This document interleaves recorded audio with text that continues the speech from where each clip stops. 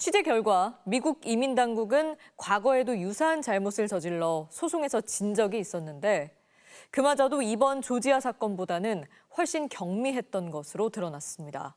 나세용 뉴욕 특파원의 단독 보도입니다. 임신 부인 엔지니어 김모 씨는 공장 사무실에서 컴퓨터 작업을 하다 끌려갔습니다. 영문도 모르고 그냥 가서 얘기를 하면 된다고 했어요. 2번이나 수갑을 채워진 여성분도 계셨고. 배터리 장비 설치를 위해 필요한 B1 비자를 적법하게 발급받아 입국했고 맡은 일이 끝나는 이번 주 귀국할 예정이었습니다. 그런데 난데없이 불법 체류 혐의로 체포돼 빨간 수영복의 중범죄 피의자들과 함께 구금시설에 갇혔습니다. 비자 유효기간도 있고 그렇게 어필을 했는데 들은 척도 안 하더라고요. 어떻게 되는 건가. 30여 명이 머무는 방 하나에 딸린 세면대 3개, 변기 4개. 생리 현상조차 해결이 어려웠습니다. 화장실을 되게 힘들어했어요. 변기가 너무 개방된 곳에 있었고 여성분들은 생리도 하고. 거죠?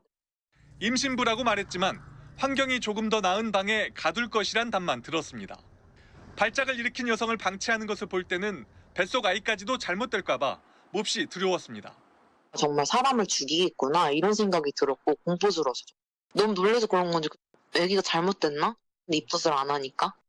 식사, 위생 모두 참혹한 수준이었습니다.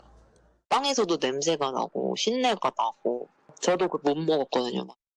귀국 직후 달려간 병원에서 아이가 건강하다는 말을 듣고서야 겨우 안도의 숨을 쉬었습니다.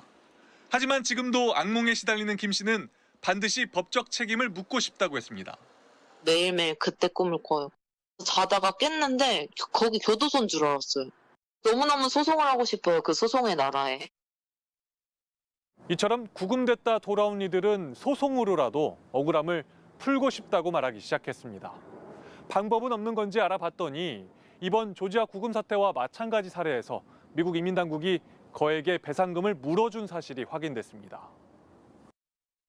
트럼프 일기 때인 지난 2018년 무장한 이민 단속반이 테네시주의 한 공장을 급습합니다. 10년 만에 가장 규모가 큰 이 작전으로 남미계 직원 97명이 무더기로 체포됐습니다. 무차별로 구금시설로 끌고 간 뒤에야 합법 체류인지 아닌지 질문했습니다. 조지아 배터리 공장 단속과 판박입니다. 단속 근거는 공장 사업주의 불법 고용 혐의에 대한 압수수색 영장. 이번 조지아 구금 사태와 마찬가지로 직접 연관성이 없는 직원들을 끌고 갔습니다. 끌려갔던 직원들은 이듬해 개별 혐의도 없이 체포, 구금해 헌법이 정한 영장주의와 적법 절차를 어겼다며 집단소송을 제기했습니다. 결국 소송 3년 만에 이민당국은 117만 달러, 우리 돈 16억 2천만 원을 배상하기로 합의했습니다. 합의 조건엔 이민당국이 피해 직원들의 신원을 보증하는 것도 포함됐습니다. 당시 최대 14시간까지 피해자들을 구금한 것도 잘못으로 인정됐습니다. 그런데 역시 무차별로 끌려간 한국인들은 합법 체류 중이었는데도 일주일 넘게 구금됐습니다. 비위생적 수용 환경은 고문에 가까웠고 지병을 앓는 이는 약조차 받지 못했습니다. 약품을 제공해준다고 했는데 실제로는 제공받은 사람이 거의 없었습니다. 특히 일부 한국인들은 정식 입소 전 열악한 대기 공간인 이른바 홀딩룸에 사나흘 이상 갇혀 있었습니다. 인권 침해를 막기 위해 홀딩룸 배치는 최대 12시간을 넘길 수 없다는 내부 규정 위반입니다. 가족 및 변호사 접견 등 기본 권리도 제한됐습니다. 모두 책임을 물을 수 있습니다. 피해자 수가 이렇게 많은 경우에는 매우 승소할 확률이 높습니다. 그런데도 미국 이민당국은 현장에서 무슨 일을 했는지 영어로 설명 못한 탓이라고 책임을 돌렸습니다. 조지아주 아시아계 인권단체는 피해 사례를 수집해 다른 이민자 단체들과 법적 대응 방안을 논의하고 있다고 밝혔습니다.